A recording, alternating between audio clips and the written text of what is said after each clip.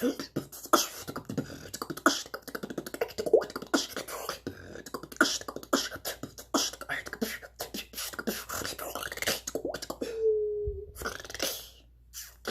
what's up guys? This is kind of a new type of video for me.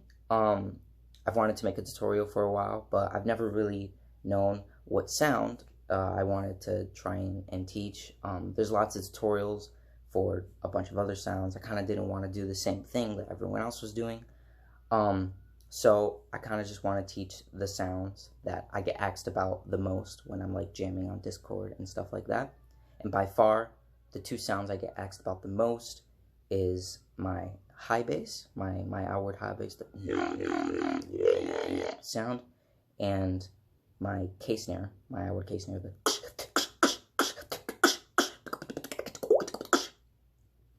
and I think I'm gonna start with the K snare. It's just I've got a better idea of how to teach someone how to do it than the high bass sound. I haven't put much thought into the actual like inner workings of the bass and stuff, but the K snare, I think I've got a good idea of how to do it. Just want to say that I have been doing the snare for a really long time, and it's important for any sound, no matter what sound you're learning, that you don't think that you're gonna master it instantly or something like that. I've been doing it for a few years, and I've gotten way better at it than I was before. Matter of fact, I'm better at it now than I was in the last beatboxing video I had.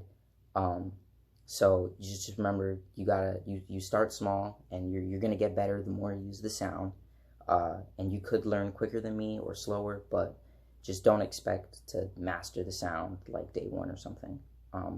But if you're already a beatboxer, and I'm pretty sure you'll have it down really good from the get-go, because it's a pretty simple concept. It just uses the outward K sound, snare. A lot of beatboxers already know how to do that. They use it in BTKs and TKs and TKK combos and stuff. It's like the stuff that you learn when you first started beatboxing, and it uses the same concept as the PF or the PSH snare, where you take the and you just put the sh or the f at the end of it, so it's or except you're doing with the outward K. So instead of going, you're ending it with a sh, so it goes sh, sh, and that's why I call it the Kush snare. So basically, you want to exhale more air when you're doing the K. So you want to go, because I see a common mistake when I try and tell people how to do the snare, and they'll go as if it's two separate sounds, but they're flowing together. So you exhale air when you're doing the K, so the and then you basically just put the sh at the end of it, so it's and that's why having a good outward K is really important for making this sound really good, because to be honest, it's just how overpowerful your outward K sound is, mixed with it being a quieter, wispier kind of sound, because you're breathing out more, so you're going rather than the.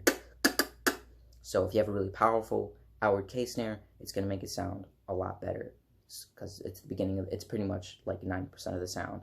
The shush just adds a little bit extra at the end of it. So that's pretty much it.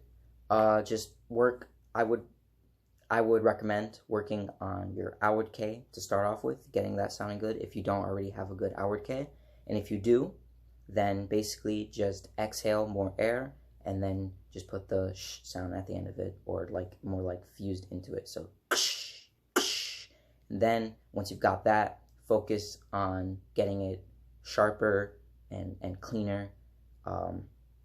Just like any other sound in beatboxing, you want it to, especially snares, you want it to hit hard and quick, especially if you're doing patterns and stuff.